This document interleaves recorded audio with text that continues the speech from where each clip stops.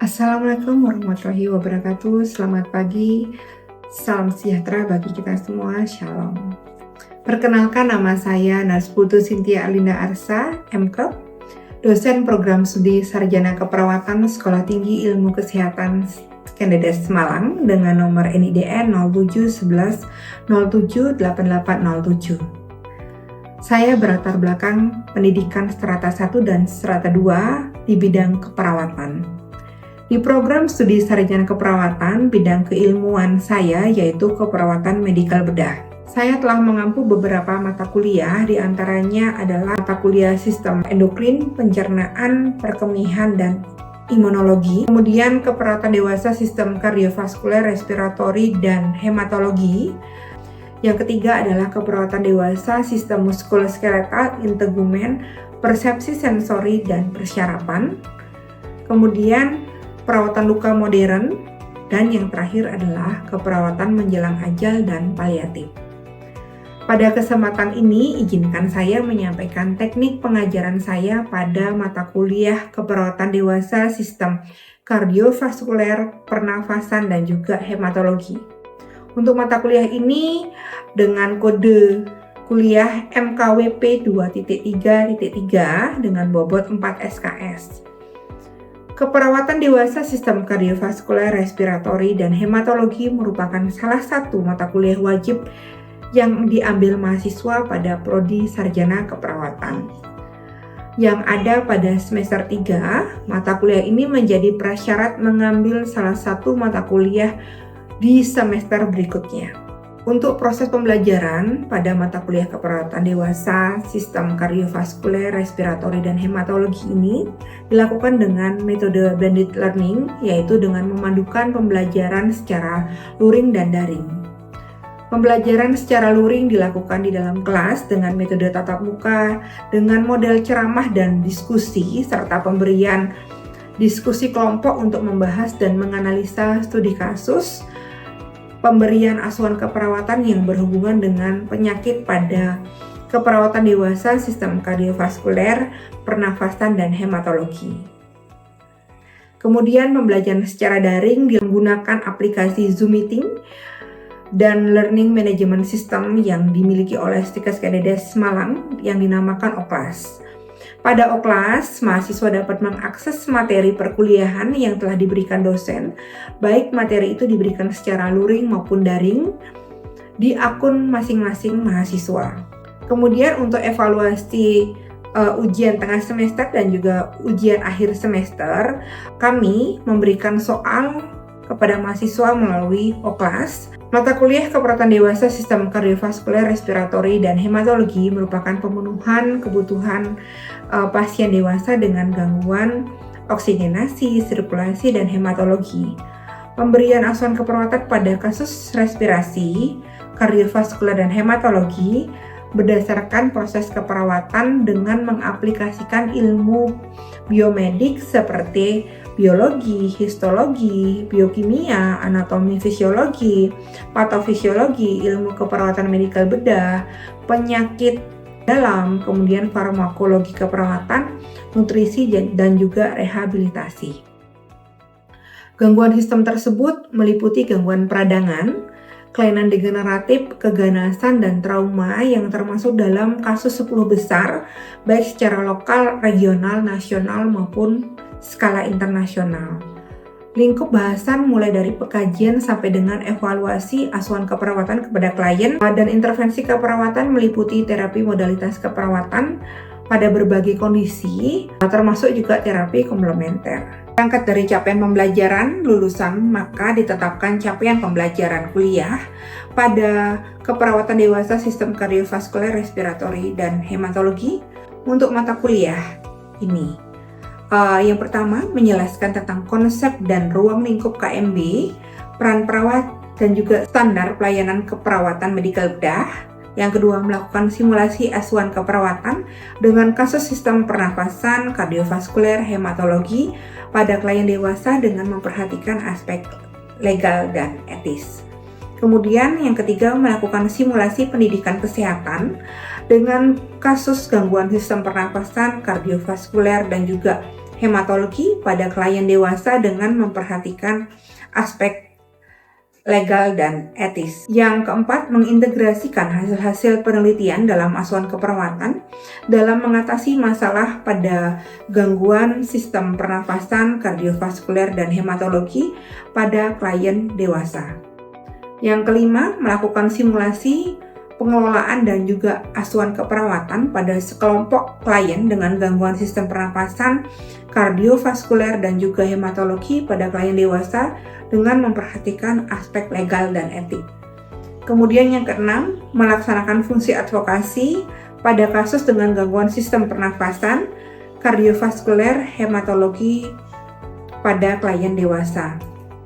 Kemudian yang terakhir, mendemonstrasikan intervensi keperawatan pada kasus dengan gangguan sistem pernafasan, kardiovaskuler, dan hematologi pada klien dewasa sesuai dengan standar yang berlaku dengan berpikir kreatif dan inovatif sehingga menghasilkan pelayanan yang efektif dan efisien. Praktek laboratorium meliputi pemasangan infus, terapi intravena, perekaman dan interpretasi EKG, nebulisasi atau terapi inhalasi, teknik fisioterapi dada, teknik postural drainase, prosedur suction, terapi oksigenasi, perawatan WSD, pengambilan BGA, perawatan tracheostomi, tourniquet test, transfusi darah. Adapun beberapa referensi yang kami gunakan ya pada proses pembelajaran pada mata kuliah ini adalah yang utama Black, J.W. Hart, JH 2014 ya, keperawatan medikal bedah, manajemen klinis untuk hasil yang diharapkan pada 3 volume set edisi bahasa Indonesia 8 Singapura Elsevier. Kemudian yang kedua adalah Levis S.L. Gerson 2014 Medical Surgical Nursing Assessment dan Management of Clinical Problem edisi ke-9 Elsevier. Kemudian yang ketiga adalah Ackley dan Lewis 2013 Nursing Diagnosis Handbook, An Evidence-Based Guide to Planning Care pada edisi ke-10 Elsevier. Kemudian juga John dan kawan-kawan ya 2012 Nock dan Nick ya, Nanda dan Clinical Condition Supporting Clinical Recession dan Quality Care ya, ini juga Elsevier. Kemudian mata kuliah ini juga terintegrasi dari beberapa penelitian dan buku yang sudah saya tulis ya, di mana penelitian ini sudah terpublikasi. Salah satunya adalah Putu Cynthia Arinda Arsa, Liliana Desi Rinawati 2025, penelitian The Effectiveness of Formative Therapy, Mirror Therapy, dan Positive Afirmasi on Strength of Muscle and Self-Acceptance in Post-Stroke Patient yang diterbitkan oleh Babali Nursing Research ya pada volume 6 di halaman 51-65. Kemudian ada lagi beberapa penelitian Rahmawati Nadifa, Putu Cynthia Arinda Lulu ya pada tahun 2023 dengan judul Pengaruh Kombinasi Terapi Nebulizer dan Gate Imagery terhadap Penurunan Frekuensi Pernapasan pada Pasien Asma di Ruang IGD RS Panti Nirmala Malang ya pada Jurnal Keperawatan Mandira Cendikia. Kemudian Kolifasiti dan Putu Cynthia pada tahun 2022 ya dengan Autogenic Relaxation Movement dan Afirmasi Rima Therapy, Effort on Strength Cell Efficiency to Prevent Drug Withdrawal in Aggregate Patient with Pulmonal TB. Diterbitkan juga melalui jurnal Babali Nursing Research ya pada tahun 2022. Kemudian ada buku yang kami terbitkan dan itu juga linear dengan RPS ini adalah penulisnya Nurse Aulia Asman, Nurse Anggra, Nurse Putu Cynthia Arinda Arsa dan juga lain-lain ya. pada tahun 2022 dengan judul Asuhan Keperawatan Sistem Pernapasan berbasis SDKI, SIKI, dan SLKI. Dibuat di Bandung ya oleh Media Science Indonesia. Selanjutnya saya akan menjelaskan teknik pengajaran dengan menggunakan metode DIA. DIA adalah Delivery, Interaction, dan juga Assessment. Ya, diantaranya yang pertama yaitu Delivery, di mana delivery ini merupakan suatu proses penyampaian materi menggunakan PowerPoint di setiap pertemuannya untuk menyelesaikan masalah melalui pengkajian jurnal ataupun tugas tentang keperawatan dewasa, sistem kardiovaskuler, respirasi, dan hematologi. Dan setiap minggunya mahasiswa akan mempresentasikan tugas yang diberikan. Hal ini sangat perlu untuk melatih kemampuan mahasiswa dan juga untuk melatih kepercayaan diri yang baik di hadapan teman-temannya. Kemudian saya juga sebagai dosen memberikan video melalui link YouTube mengenai beberapa penyakit-penyakit ya yang lagi tren di masyarakat terkait dengan keperawatan dewasa, sistem kardiovaskuler, respiratori, dan hematologi. Kemudian yang kedua adalah interaction. Bagaimana interaksi saya dan mahasiswa. Jadi pada setiap pertemuan saya memberikan stimulus kepada mahasiswa untuk memberikan pertanyaan-pertanyaan atau hal-hal yang mereka anggap kurang dipahami pada setiap pertemuannya. Biasanya saya menyiapkan waktu untuk sesi tanya jawab. Kemudian ada diskusi kelas juga. Untuk diskusi kelas kami lakukan di kelas dan juga apabila mahasiswa kurang memahami ya ketika kelas sudah berakhir kita akan melanjutkan melalui WhatsApp group. Yang terakhir adalah assessment, penilaian bagaimana cara saya memberikan nilai kepada mahasiswa.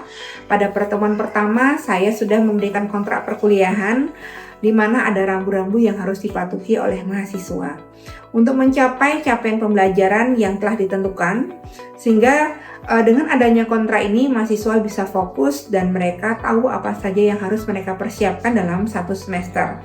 Kemudian berkaitan dengan aspek evaluasi dan penilaian, adapun hal-hal pokok yang menjadi poin penting dalam sistem penilaian dari kami, yang pertama adalah kehadiran dan partisipasi mahasiswa di dalam perkuliahan baik secara daring maupun luring dengan bobot 10%. Kemudian penugasan serta ujian praktikum lab diberikan bobot 20%, ujian tengah semester diberikan bobot 30%, dan juga ujian akhir semester diberikan bobot sekitar 40%. Sistem penilaian kami dilakukan secara transparan dengan memberikan nilai secara langsung baik tugas maupun hasil ujian mahasiswa pada kelas, di mana mahasiswa dapat mengakses penilaian tersebut menggunakan akun masing-masing. Demikian pemaparan deskripsi mata kuliah keperawatan dewasa, sistem kardiovaskuler, respiratori, dan hematologi. Berikut cuplikan proses pembelajaran mata kuliah yang akan saya lakukan pada pertemuan ketiga dengan topik konsep dan asuhan keperawatan pneumonia, dan saya akan menerapkan metode pembelajaran dengan DIA, Delivery, Interaction, dan Assessment. Assalamualaikum warahmatullahi wabarakatuh. Waalaikumsalam warahmatullahi wabarakatuh. Salam sejahtera untuk kita semuanya. Selamat pagi ya adik-adik. Baik ya, pada pertemuan hari ini ya izinkan saya mengucapkan puji dan syukur kepada Tuhan Yang Maha Esa ya, karena kita telah diberikan kesehatan untuk berkumpul di ruangan ini dalam keadaan sehat walafiat ya. Adik-adik sehat semuanya? Sehat. Bahagia ya hari ini ya. Kalau nggak bahagia kita nggak bisa kuliah loh dengan baik ya.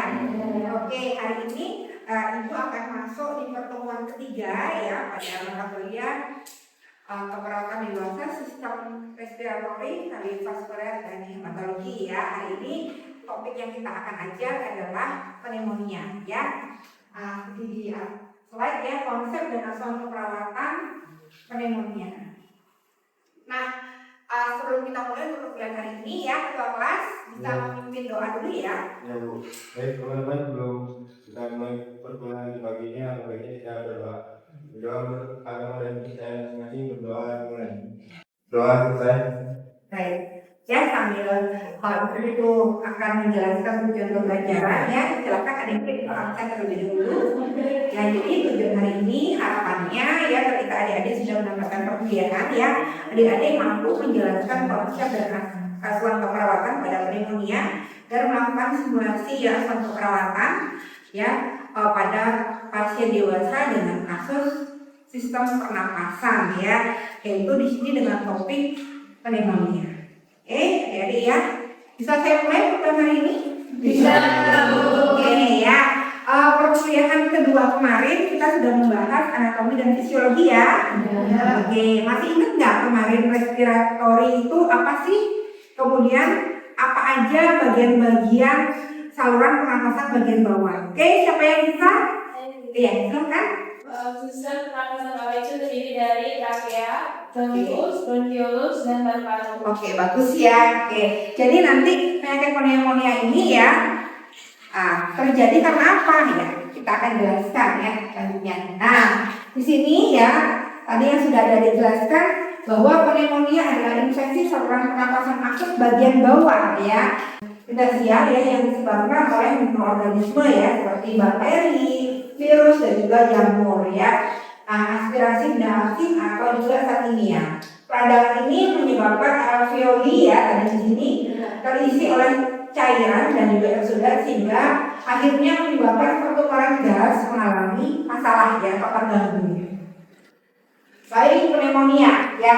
Nah adik-adik nanti saat ada di terjun ke lapangan ya praktek akan sering menemukan pasien pneumonia ya, dan adik-adik harus mampu memberikan edukasi kepada pasien ya. Nah, di sini pneumonia ditandai dengan adanya akumulasi eksudat ya yang menyebabkan sputum purulen. Kemudian pada pasien yang kondisinya lemah dan nutrisinya jelek ya, infeksi paru cenderung menyebar ke seluruh globus ya dan dapat menimbulkan pneumonia tubularis. Kemudian jika meluas dapat menyebabkan kerusakan pada paru paru, dapat menimbulkan abses ya pada paru ya sehingga gejalanya akan semakin memperburuk kondisi pasien.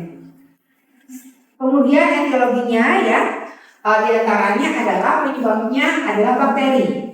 Bakteri dari mana sih? Dari Staphylococcus pneumonia ya, kemudian ada juga dari virus ya, ada influenza, ada jamur, ada dari pneumocystis ya, kemudian ada juga aspirasi dari cairan lambung atau benda aktif ya, kemudian ada juga infeksi nosocomial. Jadi pneumonia ini didapat saat pasien itu dirawat di rumah sakit ya, atau saat mendapatkan perawatan ventilator. Nah, klasifikasi pneumonia ya berdasarkan penularannya ada yang dinamakan community excurrent pneumonia ya, di mana pneumonia ini didapat di luar rumah sakit. Kemudian yang kedua adalah hospital occurrence pneumonia ya, timbul lebih dari 48 jam setelah melakukan perawatan rawat inap ya. Tadi sudah dibahas di etiologi bahwa ini merupakan salah satu penyebab dari infeksi nosocomial ya. Kemudian ada salah satu juga ventilator associated pneumonia ya, timbul lebih dari 48 jam setelah penggunaan ventilator. Kemudian berdasarkan proses patologisnya adalah labor pneumonia ya, di mana salah satu lobus paru terlibat ya. Nah di sini karena adanya bakteri yaitu Staphylococcus pneumoniae ya, kemudian adanya bronchopneumonia yang bersifat infeksi ya tersebar di bronchiolus dan juga di alveoli. Kemudian ada interstitial pneumonia mengenai jaringan intestinal paru ya yang disebabkan oleh virus ya. Jadi adik-adik nanti penanganannya pun akan berbeda. Oke, dan di sini ada pertanyaan nggak terkait dengan bedanya antara pneumonia, ada nggak? Silakan adik. Kami hendak bertanya Ibu, bagaimana cara membedakan pneumonia bakteri dengan pneumonia virus secara klinis? Oke, bagus sekali ya pertanyaannya. Jadi ada pneumonia klinis ya, nah, ada pneumonia virus ya. Oke, nanti kita akan jelaskan ya. Jadi gini, Pneumonia klinis itu adalah pneumonia yang disebabkan karena bakteri, ya, yang Streptococcus pneumonia ini. Ya biasanya si klien ya cirinya adalah demam tinggi sampai menggigil ya, dan itu mendadak demamnya, ya. Nah, yang kedua adalah pneumonia virus ya deh ya. Jadi pneumonia virus itu seperti kalian pernah flu kan? Itu gimana sih? Oh, batuk kering ya, kemudian berdarah nggak batuknya, pilek, kemudian nyeri ya, nyeri otot ya itu. Dan kalau virus biasanya tidak dengan obat-obatan, ya berbeda dengan pneumonia bakteri. Tapi harus dilakukan kultur, kemudian diobati dengan antibiotik. Ya, kalau kena virus berarti harus dengan istirahat dan makan makanan yang bergizi. Itu bedanya ya Mbak ya. Oke, bagus sekali pertanyaannya. Ya, sekarang kita lanjut ya. Ini adalah patofisiologinya ya, yang adik-adik nanti bisa baca ya. Jadi mulai dari adanya paparan mikroorganisme tadi, baik ada bakteri, virus maupun jamur ya. Kemudian mikroorganisme ini masuk ke dalam saluran pernapasan bagian bawah alveoli ya. Kemudian berkembang biak ya. Semakin cepat berkembang biaknya apabila sistem imunnya adik-adik buruk ya. Kenapa sih adik-adik bisa buruk sistem imunitasnya? Satu, makanannya tidak sehat. Yang kedua, kalian suka begadang ya, adik-adik suka main game sampai malam, suka nonton drakor ya. Nah, itu menjadikan salah satu penyebabnya ya. Nah, dan juga memang kondisi cuaca ya, atau kalian lagi stres. Nah, itu bisa menyebabkan imunitas kita menurun. Kemudian ya, setelah itu terjadilah inflamasi pada alveoli. Akibatnya ada produksi eksudat dan cairan radang mengisi alveoli ya, yang dapat menyebabkan terjadinya soliditasi paru ya, gangguan pertukaran gas ya, akhirnya si pasien ini hipoksemia ya. Nah, muncullah beberapa gejala klinis ya yang tadi sudah sedikit kita jelaskan, adanya batuk produktif, adanya demam sampai menggigil ya. Jadi demam ini lebih dari 37,8 ya, sampai 38 gitu ya. Kemudian adanya ronki basah, adanya sesak nafas, sampai bisa terjadi nyeri dada gitu. Ya, lanjut ya, ini tadi sudah dijelaskan ya. Nah, ini gejala-gejalanya ya, jadi dia itu mengenai alveoli. Pneumonia itu ada bakteri, jamur ataupun virus di alveolinya, sehingga di alveoli itu ada sekret ya. Nah, bisa sampai cairannya ini menjadi bernanah, purulent ya. Oke. Kemudian pemeriksaannya punya apa aja? Nah, salah satunya adalah menggunakan foto ronsen ya, ronsen paru ya, foto toraks ya. Di sini untuk mengetahui bagaimana gambaran dari dua lobus paru-paru kita. Kemudian yang kedua menggunakan kultur daha ya. Nah, ini mengidentifikasi apakah dari kultur yang keluar dia beneran nggak dari bakteri.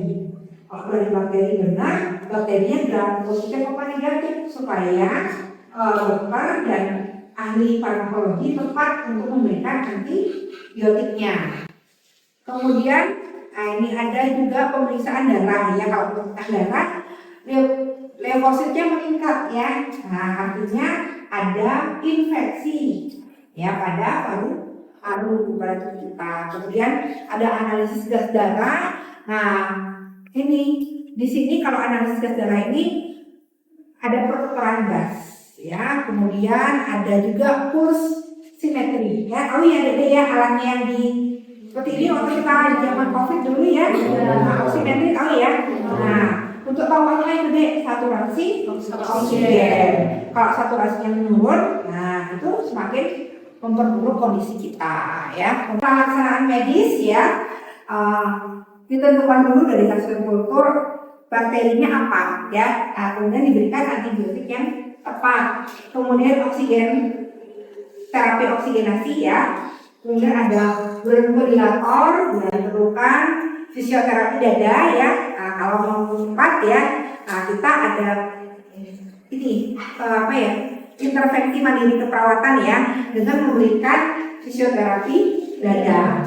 Komplikasi ya, ada abses paru, ada effusi pleura, emfisema ya, ada sepsis. Sepsis itu adalah infeksi menyeluruh tubuh ya. Jadi sudah tidak lagi infeksinya pada paru-paru aja, tapi infeksinya bisa menyebar, bisa ke jantung, bisa ke lambung, bisa juga ke ginjal, yang menyebabkan pasiennya akhirnya gagal ginjal. Ini diagnosanya gangguan pertukaran darah ya, yang berhubungan dengan penumpukan platelet pada alveoli. Kedua adalah ketidakefektifan bersihin jalan nafas, berhubungan dengan peningkatan produksi sekret ya. Yang ketiga adalah hipertermi, berhubungan dengan proses infeksi ya. Jadi infeksi ditandai adanya demam. Oke, ini intervensinya adik-adik nanti ditambahin lagi ya intervensinya. Kita punya kolaboratif mandiri keperawatan ya. Nah, kita harus mengacu pada SLKI, SIKI ya. Oh ya semuanya ya. Oke. Evaluasinya. Nah, setelah kalian memberikan intervensi, kalian harus cek tubuhnya kembali normal ya. Frekuensi nafasnya pun juga normal. Kemudian sudah diberikan fisioterapi dada dan suction ya. Nah, diharapkan sekretnya pun akan berkurang dan juga pasien nampak lebih nyaman dan mampu beraktivitas kembali. Oke. Ya, di sini kesimpulannya pneumonia adalah infeksi serius yang memerlukan penanganan yang cepat. Oke. Nah, ini adalah tugas untuk adik-adik ya. Sebelum saya ke tugas, ada nggak pertanyaan? Oke, adik-adik Kak. Jadi izin bertanya Ya, ya. Tidakkah keperawatan untuk membantu memastikan jalan nafas pada pasien pneumonia itu apa saja ya Bu? Oke, baik, yang pertama ya, tadi sudah saya jelaskan ya. Jadi supaya pasien dapat bernafas dengan baik, kita harus berikan posisi apa adik-adik? Oke, bagus, posisi semipolar. Gimana sih posisi semipolar itu? Senang dulu ya. Posisinya nanti bednya agak dinaikin dikit ya. Oke, setelah itu supaya semipolar kan ekspansi paru-paru ya. Paru-paru bisa ekspansi yang bagus. Kemudian setelah itu kita bisa lakukan apa dek? Fisioterapi dada. Fisioterapi dada ya, supaya sekretnya mudah luruh ya. Kemudian kita bantu juga dengan memberikan air hangat. Itu ya Mbak, bisa dipahami ya. Oke. Nah, setelah ada lagi nggak pertanyaan? Pas semuanya ya. Oke. Untuk pertemuan berikutnya ya.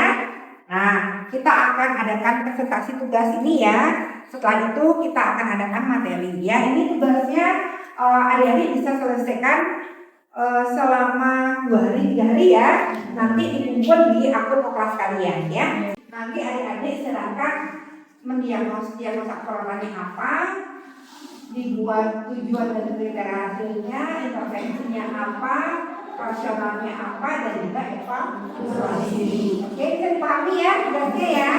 Oke, bagus dari semuanya. Ya, ini slide saya terakhir ya. Ya, semoga kita semua diberikan kesehatan ya, karena kesehatan itu sangat mahal ya adik-adik ya. Sehingga adik-adik harus hidup sehat ya, rajin olahraga ya, dan tidak banyak untuk rebahan. Oke, itu saja dari materi buku itu untuk hari ini ya, pneumonia. Semoga bermanfaat bagi kita semuanya. Selamat siang. Wassalamualaikum warahmatullahi wabarakatuh. Waalaikumsalam warahmatullahi wabarakatuh. Oke, absennya udah selesai? Gimana absennya?